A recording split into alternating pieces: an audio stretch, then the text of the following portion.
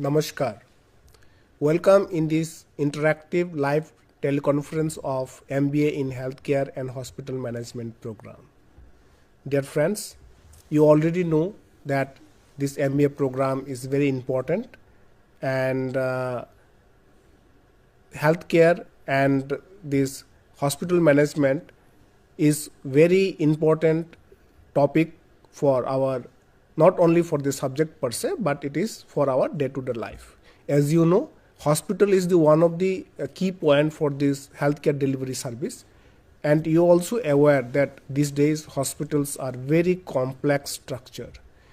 The hospital itself can be very small or very large, maybe like 10 bed hospital, 100 bed, or maybe few hundred beds. So the complexity of the hospital is depending upon the capacity of the hospital, and to maintain the functional status of the hospital, the engineering services starting from the planning, designing and maintenance and providing the different kind of services is very, very important. The engineering service is integral part of the hospital, and today we are going to discuss about the engineering services of the healthcare institution. To discuss all this issue, we have our experts, Dr. Bidan Das. Welcome you, sir, in these live sessions. Thank you. And Dr. Bidan Das is having several decades of experience in this healthcare management program, and with his experience, we will learn about this topic. And in between, if anyone of having questions on this particular topic, you can ask the questions. The phone numbers are displayed. Firefighting, and of course last is biomedical engineering. So these are the main agenda that we have. We will talk of the electrical supply and for the air conditioning system, water supply, medical gas system, maintenance and operation, and of course the workshop facilities. So normally electricity is not generated by the hospital, it is given by the state electricity board. They might have a grid, they might have a distribution board.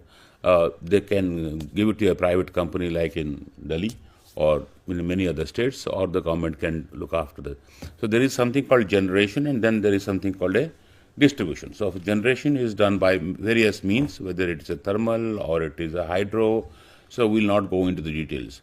What we are concerned that whenever we design a hospital, we need to be sure that where is the source of electricity and how far is the distance of the substation or from where we have the HT. It means a high tension transformer, and then of course to the LT panel. LT is low tension, and then so when you have a distribution, so distribution we can have floor wise, we can have department wise, either of them.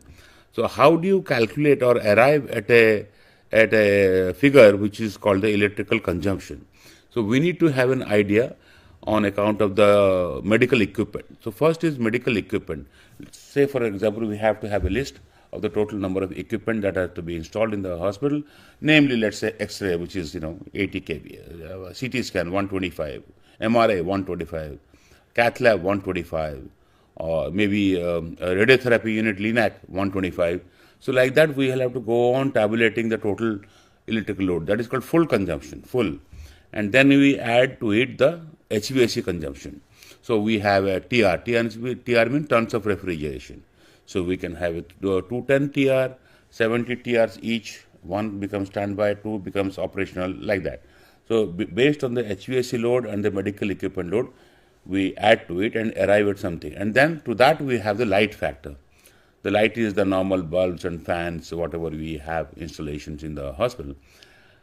Once that figure is arrived, we have to have a use coefficient. Use coefficient is normally we use from 0.6 to 0.8 of that figure.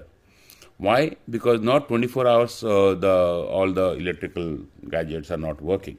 So we need to give them discounting factor, and therefore it is calculated multiplication factor of 0.6 or 0.8. So that is how we arrive at the total electrical load. Now what is called distribution? Now distribution is according to the load of that particular requirement. Supposing you have installed the CT scan on the ground floor, maybe on the first floor. So that much kVA has to be allocated to that floor. for catering to the requirements of the CT scan.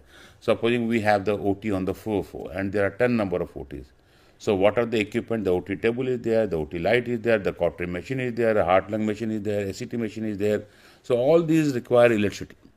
So therefore we need to understand the load of that and then give that distribution accordingly.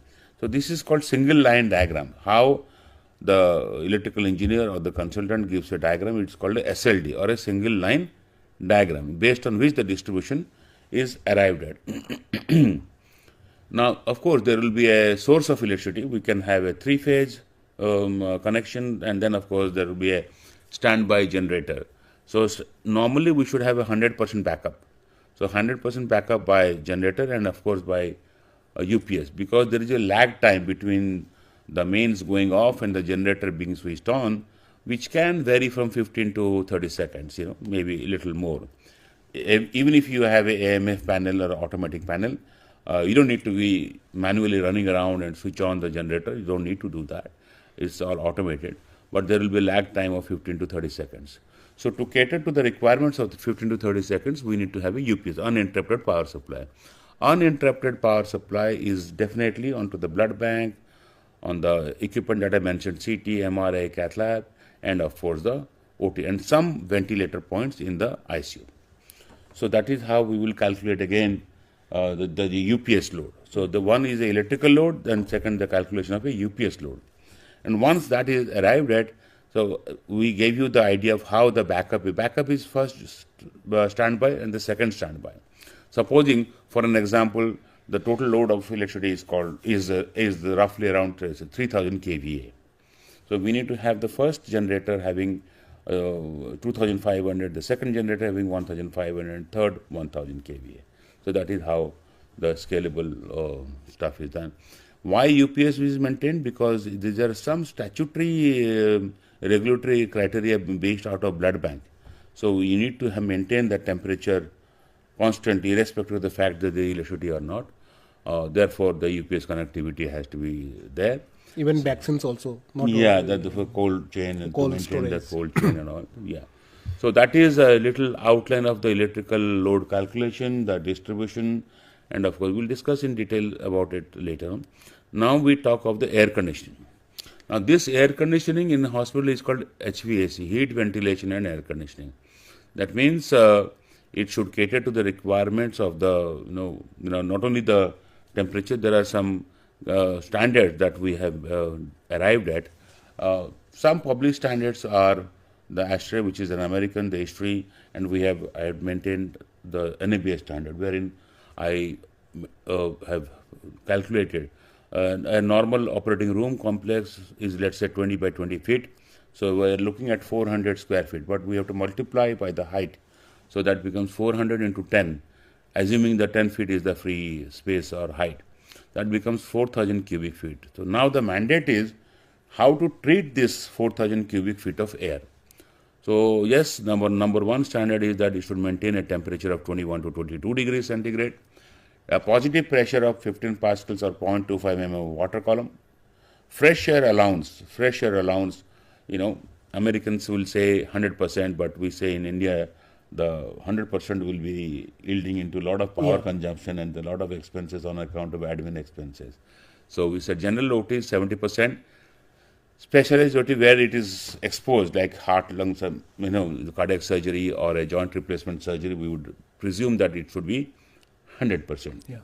Air changes per hour. We are sitting in a place called Delhi, so where the AQI is very high, more than 400. Here, the air changes per hour should be a little more, 16 to 18. But if you go to other places where there is clean air and there is the AQI is quite good, then probably you can do with 14 air changes per hour in India. But in overseas, where the air quality is very good, you can do with 12 also. Yeah. So that is called air changes per hour. Now, positive pressure is 15 pascals, as I said. That means inside the OT there should be a positive pressure, and there should be pressure gradient and a temperature gradient.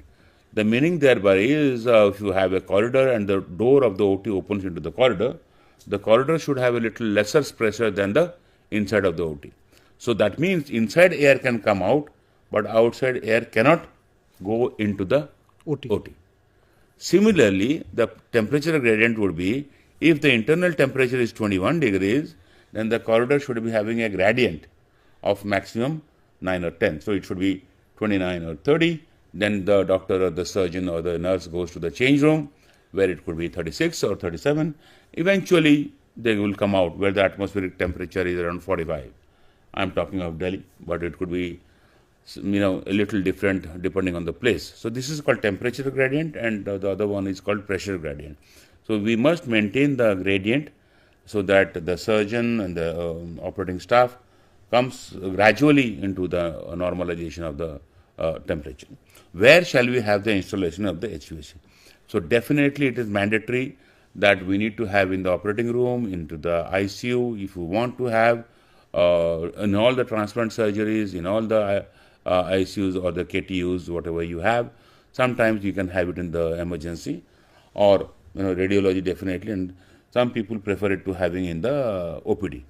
But maybe it's if the funds are not adequate, then you can leave aside the wards. Wherever the hospital is fully air conditioned, some people have a preference not to have it in the corridor.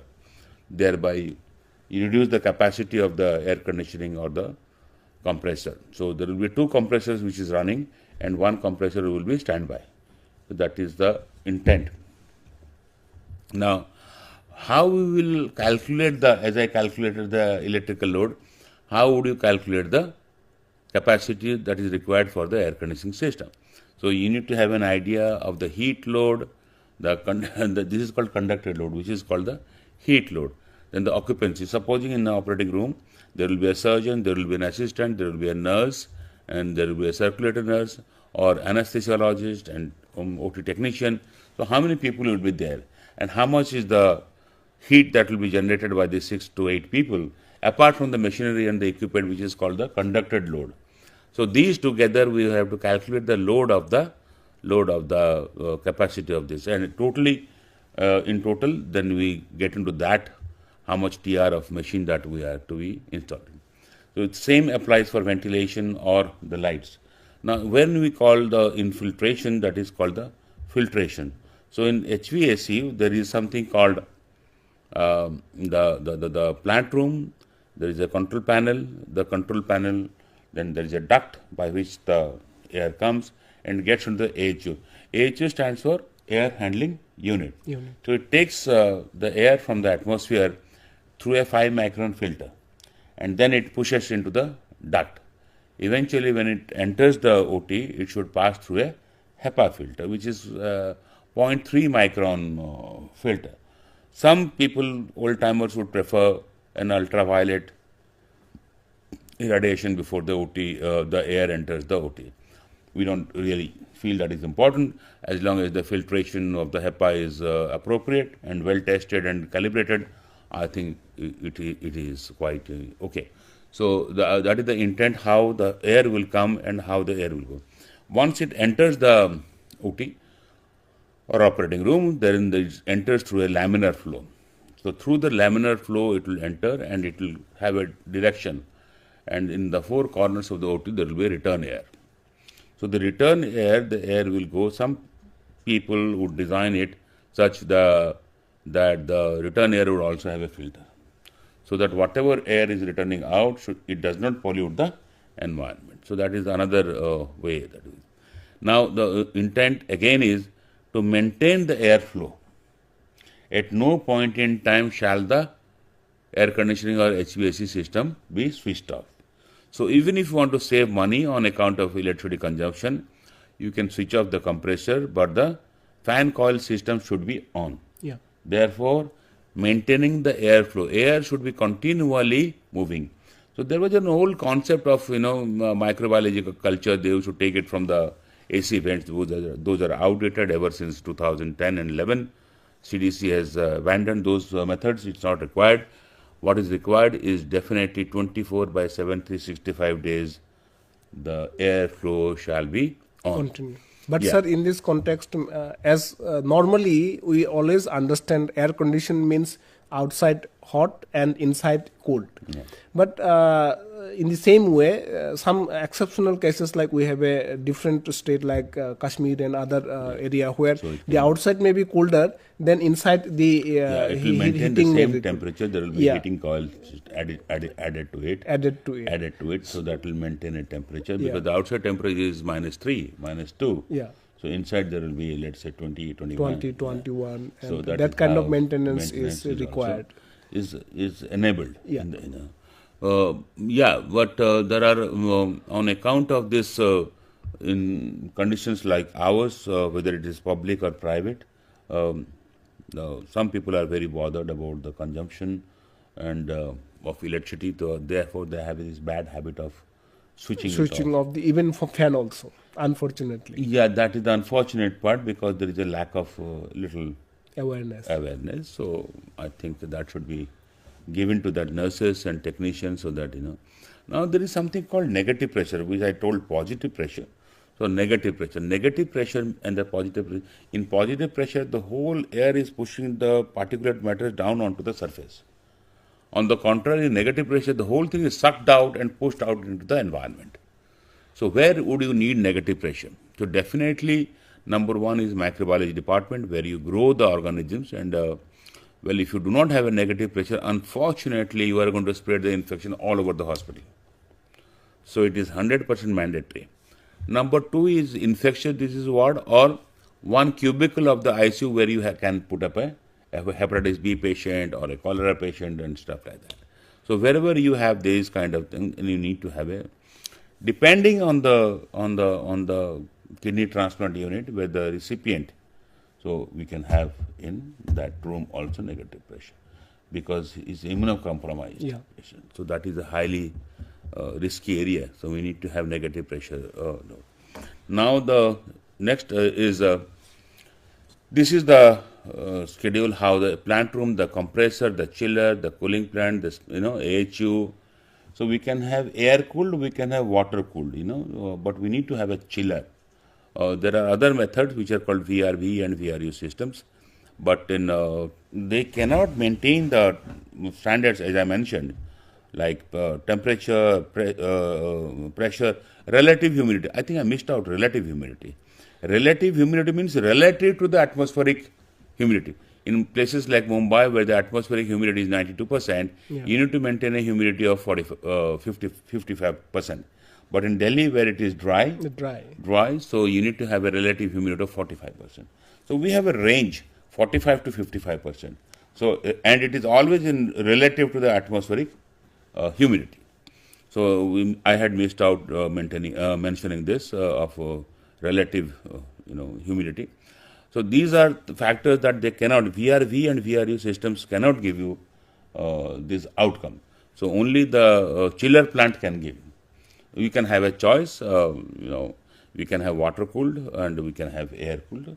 Air cooled will make less of noise and less of thing because the water will definitely be sprinkling and you need to have a lot of water for that. So you can have that preference, but definitely you need to have a chiller. Yeah. So one we have done with the chiller, and then we can have an AHU. We know what is called ducting, and that is how we have.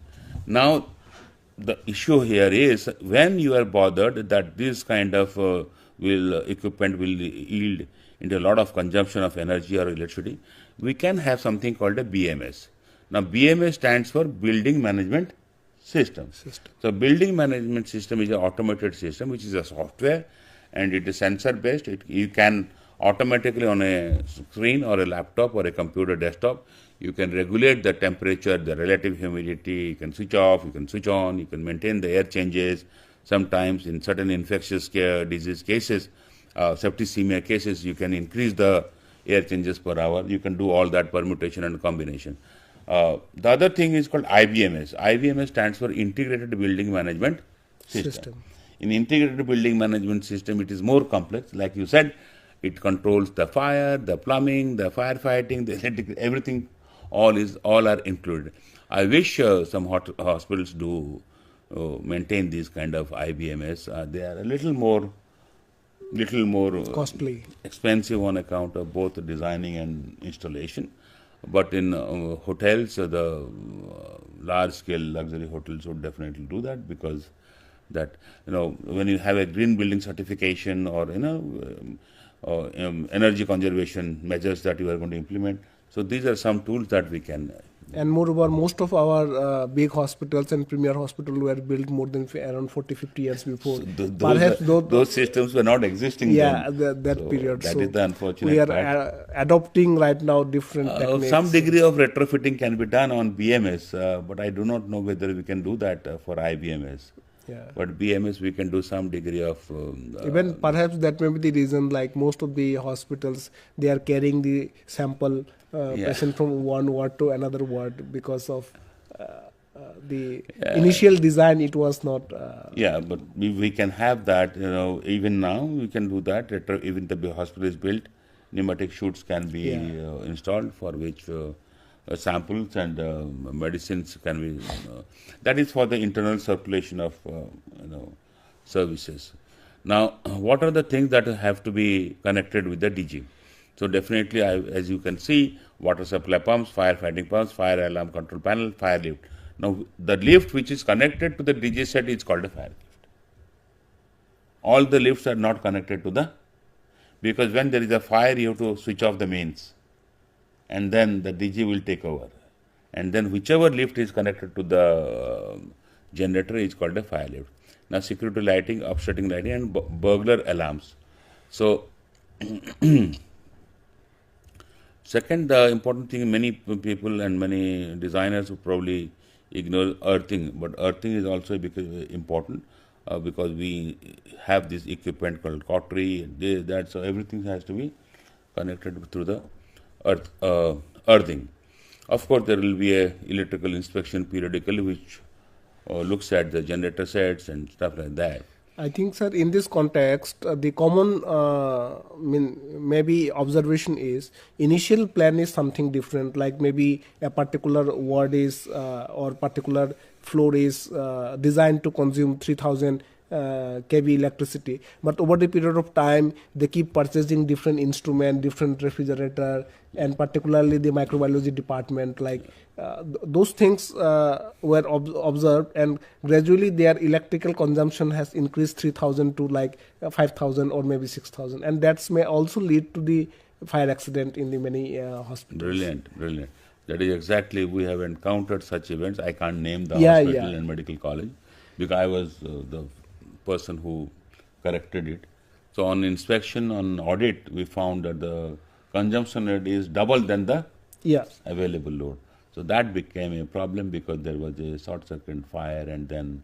So along with the instrument, they also need to keep updating their electrical. Which they don't do, because they take it for granted, and they go on adding an MRI or CT scan where there is adequate load is not provisioned for. Yeah.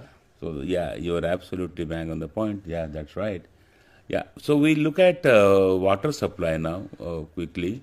So water supply, we have this system of, an empirical system of calculating it like this. 500 to 600 liters per bed per day will be the water consumption. Then we look at the sources of water, whether it's the municipality water or the borewell water or a tanker water.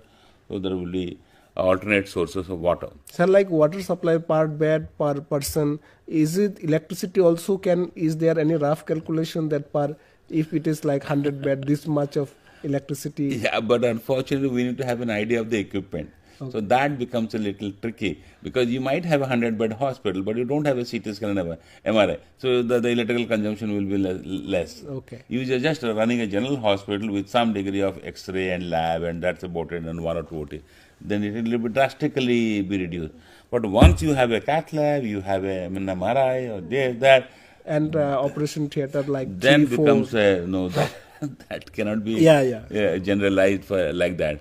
Now these are the needs of for water, whether it's a cooling system for equipment, the steam generation, plants and gardens, and firefighting system. So we call plumbing and firefighting.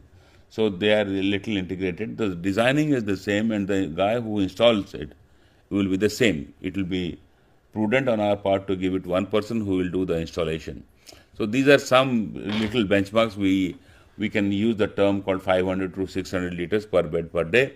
And in certain cities and certain town planning authorities, they say that for the fire, we need to have a maintenance of 2 lakh liters underground, 24 by 7, 365. Over and above that, we will have the hospital water tank. Per day consumption basis. Per day. So that 2 lakh liters will be fixed. Yeah. Over and above, we will have to have additional water. Now, this is on account of the underground storage, pump to pump. So there is something called a pump room. So the pump room will generate such pressure that the water jet in the event of a fire will cross the topmost part of the building beyond 5 meters. So that is the requirement for a pump room. So it is required by the fire authority so as to give you an NOC fire. You need to have the piping or the pipeline around the building. You have seen red colored pipes, those are called, and the pump room is connected to that. Then we have the service tanks, overhead. Overhead tank is for the sprinklers, So if you don't have the overhead tank, then the sprinklers will not work. Hydrant system for firefighting, the red colored pipeline, the sprinkler. So it is empirical that they need to have a 50,000 liter capacity of overhead tank. Extensive networking of pipes, and then the water line should be above any sewer line, because eventually this water, and then we have to do the ESTP. So ESTP is a combination of effluent and sewage treatment plant. So whatever the water comes out as an effluent or otherwise will be treated through the ESTP. And in case you want to reuse the water, you can do that. You can do that for gardening. You can do that for toilets and all that. But for that, again, you have to have a pipeline connecting the treated water. The same main water will not. So you have a double pipeline. So you need to spend a little more on doubling up the plumbing. And apart from that, the gardening, I don't think is a big deal. Well, boilers are not so prevalent, but yes, in certain places they have a laundry for which they need to have a boiler. Not required in small to medium scale hospitals, but then yes, sometimes you might require. Coming to the gas manifold or MGPS, we have these requirements of medical gases, which are oxygen, nitrous, compressed air, and of course suction. CO2 is carbon dioxide is used. You can have it piped, or you can use it through cylinders. But either way we can. So we have to have a manifold room where you have to control. There is a control panel, there is a left bank, there is a right bank, there is an emergency bank. And the bank now they have changed that we need to have an oxygen generator. Then the second line is the oxygen cylinder, and of course third line is the liquid oxygen plant. So distribution system, pipeline and fitting. So there are one main pipeline. It goes through various floors of the hospital, and once it enters into that floor, then it goes to the ward. From the ward, it will give you a dropping, and in the dropping, you will attach the ventilator points. So that is how it is done. And oxygen should be maintaining a pressure of 4.2 bars, definitely. In ICU, we need to give 2 connections of oxygen. OT, we can give 1 connection of oxygen, 1 nitrous. There is a debate now, they don't want to use nitrous, they can use, galvanized, other, halothane or, isoflurane and stuff like that. But yes, it is given that we need to give a nitrous. There are terminal units, and we need to have a method of checking the pressure at the terminal unit. If 4.2 bar is not coming out, there will be some leakage in the pipeline system. Of course, there is an alarm system, but even after the installation of an alarm system, if the pressure comes lesser than 3.9 bar, then it will be a problem for the patient. The ventilator will not function. So those are some issues that we need to be a little careful. We need an alarm system is given, but even then there will be a leakage because there is a valve. If the valve is kinked, then obviously there will be continually leakage of that oxygen. So for all this arrangement, I think meticulous planning is very essential for the optimal utilization of the resources. Yes. So because you cannot do today, we are building this, this is not done properly, so let us build it like this. So we really cannot do like that. Yes. So when we design hospitals, we have 2 choices, and we can give the points in all the beds, or we can leave aside the general wards and give in the ICU and the single rooms. But I don't think it is a good habit. We give it in all the bed. That is a better practice. What you said is also correct. The consumption pattern also has to be forecasted. That is, consumption pattern is forecasted by the utilization of the ICU and utilization of the OT. How many cases are you doing in the OT? And what is the nature of cases and what is the oxygen consumption per day? Based on that, you will do the forecasting as well as also the designing from the beginning. Or else it is very simple. You have the main drawing of the hospital complex and you put a pipeline, install the manifold in certain places wherever you find comfortable, maybe outside. You can do it in the basement also, but there should be a proper aeration. Manifold should not have a closed enclosure. It should have a proper aeration, so air could come and air could go. Preferably no electrical points to be inside the manifold room, preferably, because there is oxygen is a conductor for fire. So in case of there is a spark or something, then it will blast. So there is an event for a fire. So that is the manifold. But otherwise, we can put the pipeline. Now there are so very many make and model. We have Indian system, and now our Prime Minister is very pushy on account of Make in India and CDSCO certification. People in the past have done some, little goof-ups. So they have this beautiful habit of getting equipment or pipeline system from Europe or other countries, for which they will be charging a bomb, and sometimes the buyer or gets very fascinated by those specifications and whatever. But nowadays they are all gone. Nobody can purchase, and they need to have a Make in India certification for all the components, and of course because they are all coming under the medical devices, so they had to have CDSCO certification also. So FDA doesn't work in India and EU doesn't work, so you need to have CDS. Yeah. So that is but now people have gotten used to it, and there are many equipment now, apart from the pipeline they are being manufactured in India and very easily done so. Now we talked about oxygen, we talked about nitrous oxide, and then of course compressed air. So compressed air it sucks the air from the atmosphere and compresses it. So the compressed air is good for drill bit. There is drilling. You can have drill in the knee joints, or and of course that can be used for even cutting the sternum and so on. So you can use it for multiple. Vacuum is, of course, we know what is vacuum, and all the suctions. So you don't need to have a portable vacuum machine all over. So you can have a centralized vacuum. The distribution, I have told you how the by and large they are all copper pipes. And if the building is constructed and not being used, let us assume for a period of 1 year or 2 years, for some reason, then it is proved definitely that the pipes will leak. They'll get cracked. Now the problem will be, since they are copper pipes, they cannot be done by welding by the normal welder. So people who are used to air conditioning system, they are used to copper welding. Yeah. Even most of the SE repair people installing, they carry that. Yes, so that is one, and the technique is called soap and water test. So you put soap and water liquid in a mug or a container and put it, and like a normally like the tires and all. So the same. It is called soap and water test. So these are all things, but there is an ISO standard. All this that I mentioned, they have to be on a basis of a standard, which is an ISO standard. Terminal units, I told you, there are all valves. Sir, normally how many years does this pipe for different element they sustain? Do they sustain for 2 decades, 1 decade? Definitely, they have a quite good life if the maintenance and is good. I don't think things will go wrong. What can go wrong is if it is not in use, then sometimes there will be a crack and a leak. That's the only thing.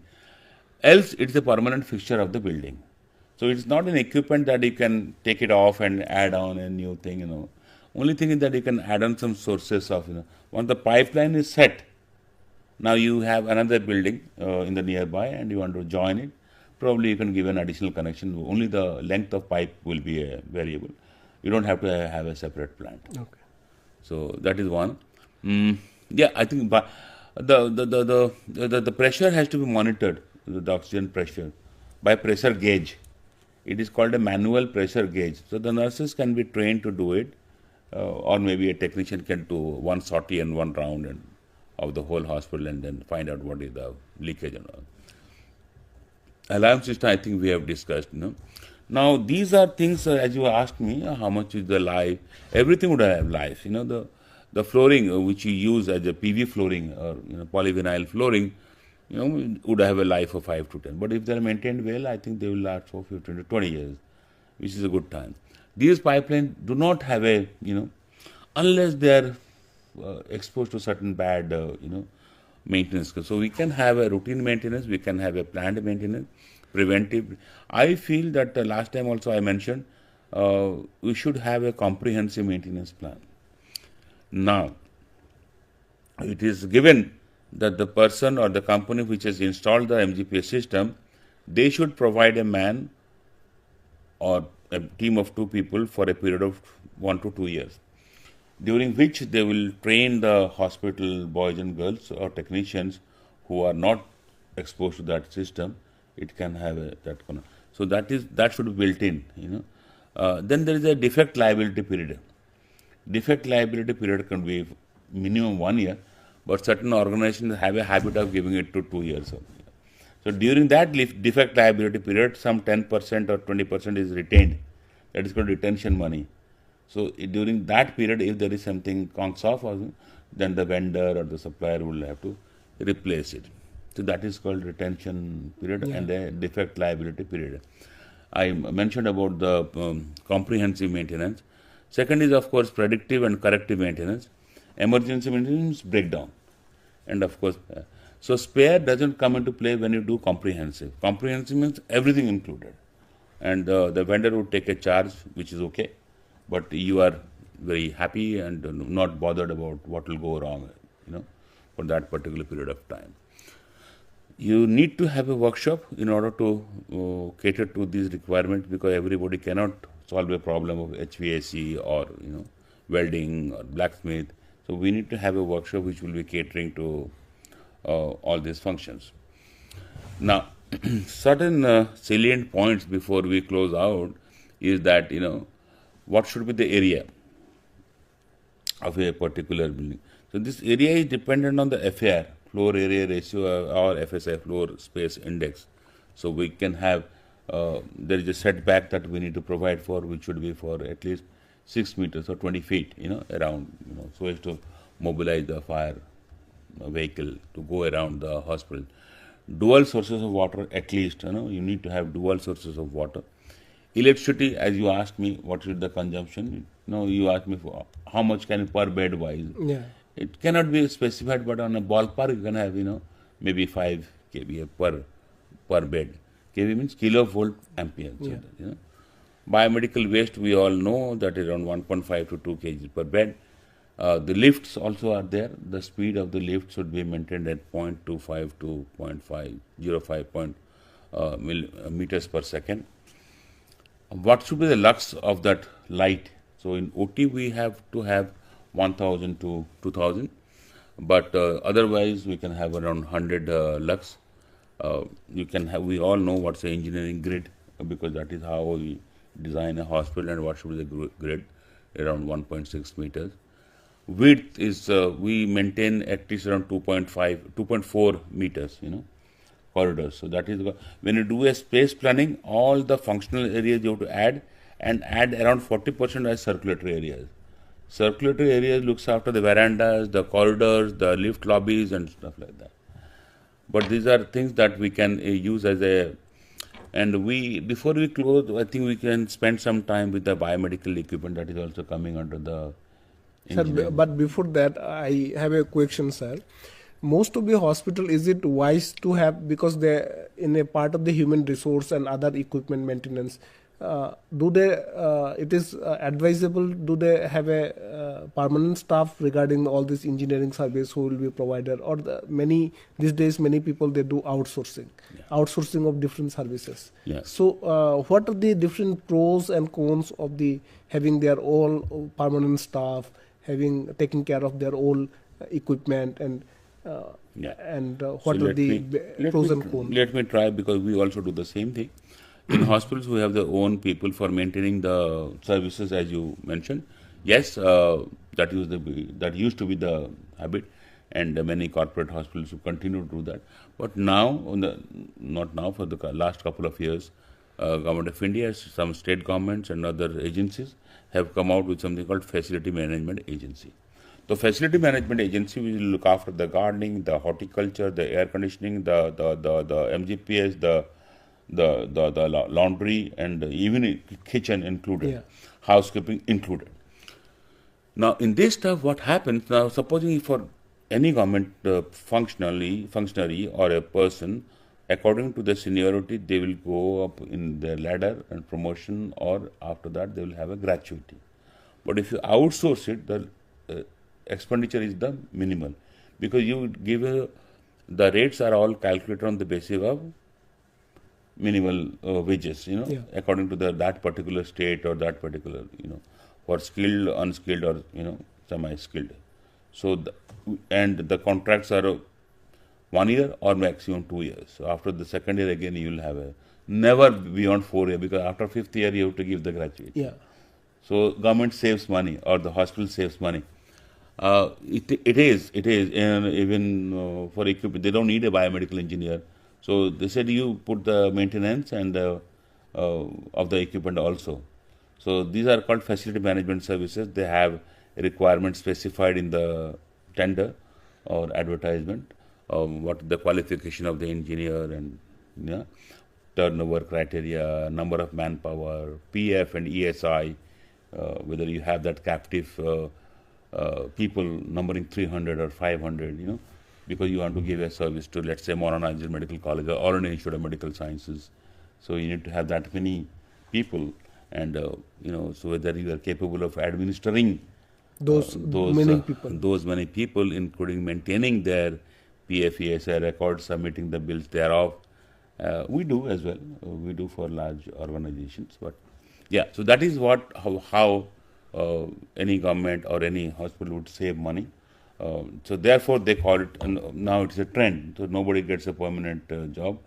It's called facility management services. The facility management services are inclusive of materials. So you do housekeeping, so you get the material also, gloves, chemicals, all included, buckets, trolleys, everything included. So you don't have to spend, the hospital doesn't spend a penny on account of housekeeping activity. So is security. So it can have a comprehensive facility management contract in the form of a SLA also, service level agreement, and then you can pay up on the defined basis, or after 1 month they will start raising the invoicing, and you can do the checking and whatever. Everything nowadays, most of the organizations are SAP based, so mostly it is online, but eventually you have to submit all the required proof and document. If they have a condition of SLA where there is a penalty clause, you need to be careful, because then you have agreed that failing which 10% of this thing will be deducted, failing which 20% will be deducted. Yeah, suppose you hire a security person, but there is a theft. Yeah, so those are SLA conditions. But you have agreed that you will be because happy to deduct money from your main side. purpose of the security is to protect the equipment particularly. But things can go wrong. There are accidents; they can go wrong, and that is the advantage and beauty of an SLA vis-a-vis a contract. Plain contract and SLA, they have these kind of two differences. There are a lot of hearsay, but on account of the manpower required and the manpower deployed, I don't think it's a good habit or a good practice to do that, violate the conditions, because everything is automated and mechanized. How many people, supposing you are supposed to deploy 50 people in the morning shift, 40 in the evening, and 25 in the night. So it's all timed, it is all punched. Yeah, so I don't think it is, you can goof up, and unless it is a manual system. SLA, if you are doing a housekeeping and somebody finds something wrong, and one complaint which is evidenced and proved, then there will be a deduction, because you have agreed to that 20% deduction on. So, yeah, so that is how the provider or the hospital. Yeah, I think over the period of time, this kind of arrangement has also improved the service, because earlier days, because of fixed government job, whether I am cleaning it or not, it doesn't make any difference. But They now, don't have vehicles, they have a contract for giving a vehicle with a driver. yeah, And maybe ambulances with drivers, So They gone may are have- those days of one ambulance, 4 drivers. You don't need to have 4 drivers, Why no, spend many so much times they money? have driver, but they may not have vehicle. They may have, but it is under service, so it is not operating. So this Yeah. kind of problems are often observed in different kind of But I setup. guess it has opened up lot of business and other avenues for prospective hospital managers, and who can get into these kind of businesses. Well, the requirement, pre-qualification requirements are very high. So everybody cannot do. The turnover would be around 100 crores or 50 crores. It is too high. Yeah. Yeah, and to achieve that turnover, you will take a lot of time to achieve that. Yeah. Reach that. Actually, the difference between this business related to the particularly the hospital, and where the human service is related and other business, it is very sensitive area. So everything maybe go very nicely, but if particular one mistake or one accident may bring to the disastrous situations also. Sure. So that is how it is. The difference is always, as you can see, I give you an example of a difference between a hotel and a hospital. The buildings are the same, barring a CSS. Yeah. Rest of air conditioning is there, everything is there, kitchen is there, laundry is there, everything is. But in hotel, these risks are not there. On the contrary, the hospital is full of, so to say, risks and of course ethical considerations. So there is a lot of conflicting ideas. Sometimes the situations could be going bad. Yeah. And of course, the sanitation, the hygiene criteria required in a hotel and a hospital, the infection control practices required differences. In the hospital is much less than. Air conditioning requirement, as I mentioned, might not be required in the hotel. You just need cool air and fresh air, that's all. But the air changes and pressure, not required. Yeah. So, all the air conditioning system, even your domestic air conditioner, which is a 1.5 TR machine, it has also have a, air changes and pressure. It has, there is an external unit, there is an internal unit. Yeah. Or the window AC can get the air from the outside. So, but then the standard requirements are a little different. And when you can achieve it by an engineering method, only thing is that you have to calculate and titrate the power consumption, and energy audit needs to be done. How much consumption is there? How best can we reduce it? Well, we can go back to the old system where you can have natural lighting on one side, so you don't have to switch on all the lights Throughout the day. Throughout the day, and or maybe minimal lights. You can, can function. I think for the efficiency purpose only these days, as per policy, many hospitals started installing the solar rooftop. At least That's the building mandatory requirement now. Any building, whether a residential building also, the government is pushing it, and they have got empaneled. Everybody should have, solar. They have given the liberty of, for the residents of having a 3 kilowatt or a 5 kilowatt, and they give some subsidy also, depending on the state. Delhi gives something else, so probably West Bengal and Bihar will give something else. But there is a subsidy only to woo the, families and people to have the installation of solar. Well, these are all. Yeah, sir, you are talking something about the biomedical. Yeah, biomedical equipment, I think, we left out. That is also a part of the engineering services. We can, to answer your question, you can have it in-house, biomedical engineer, or you can do the outsourcing, who will maintain the equipment also, apart from the calibration that is required.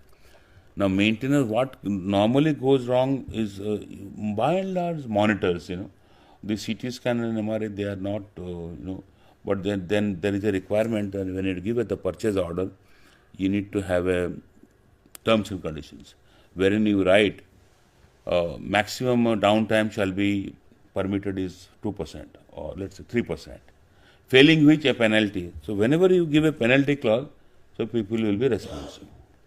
So it's mostly software driven. So by and large that they know. What can go wrong is monitors, ventilators, sometimes cautery machines, sometimes. So we need to have a biomedical engineer. Biomedical engineer is supposed to maintain a master list of equipment. Then there is a distribution list, which is according to the departments, how many BP operators, how many ventilators, how many monitors. What about the auto analyzer? Most of the hospitals these days, the patho lab or biochemistry lab. That is a conflicting issue. The industry drives the hospitals. The industry is more smarter than the hospital guys. So they think that, the doctors, you don't need to buy the equipment, we'll lease it out for you. But they don't understand, the doctors get mostly trapped. So they have sign off. The number of consumables or reagents per annum will be this huge quantity. They think the machine is free, let us pay for the reagents. But unfortunately, even 1/4 of the reagents is not consumed, and that is given in waste. So the unnecessary expenditure of money. See this equipment, there is a government of India, we need to have a depreciation of 33.3%, meaning thereby that the book value of that equipment shall be 0 after the end of the 3rd year, which is pretty much universal, same so all over the world. Technically, every 3 years we have to purchase a new machine. Well, it is your choice. Technically, yes, you can maintain it for 5 years, and during the procurement process, you need to have an arrangement written with the vendor or the manufacturer, with the Philips or GE or Siemens or any other company, that at the end of the 5th year, before 6 months, they will have a buyback. Yeah.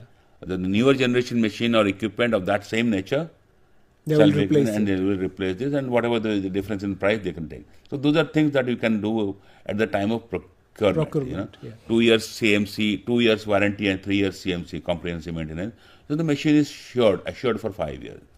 So then, that is very little role of the biomedical, apart from the downtime maintenance, because the CMC value will be, let's say, for an average CT scanner will be, let us assume 35 lakhs, which is a big deal, which is big money per annum. Now, if you do a penalty clause and calculate the downtime exceeds, and put a heavy penalty onto the vendor, then you are saving money on account of 35 lakhs, it can come down to 10 lakhs only. You have saved 25 lakhs. So those are the requirements for a biomedical engineer who has to maintain the downtime also. Apart from the once you have distribution list is done, then you do the calibration. So calibration for all the equipment, which has to be both, traceability certificate has to be obtained from the international standard. That is once done, then all the equipment might not need a CMC. A furniture would not need CMC. So you can divide which equipment needs CMC and which you can do it in-house. So those biomedical engineers, some little shouldering will be required, some degree, they can do it, smaller stuff.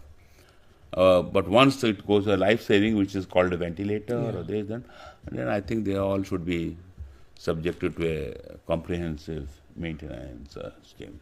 So, well, that is on because this gentleman or person is responsible for a huge cost of equipment. The cost of equipment is also huge, and unfortunately, they don't have any idea of how much price did the hospital buy it for. So they have to maintain the history sheet, they have to maintain the calibration logs, and the service engineer for each and every person is different. They need to have a contact number of the service engineer whom they would be calling in the event of a breakdown or shutdown. So those are stuff that are required for a biomedical engineer. Yeah. So I think today about the engineering services of the hospital, we have done very comprehensive discussions about this topic, and we are very much thankful to you, sir, for sharing your experiences, not only the subject. So I hope all these students must be benefit through these discussions. And here I would like to say thanks again, sir, and thanks to all the students, as well as thanks to the team of EMPC who is helping us to broadcast this program. Thank you very much to you. Thank you. Namaskar.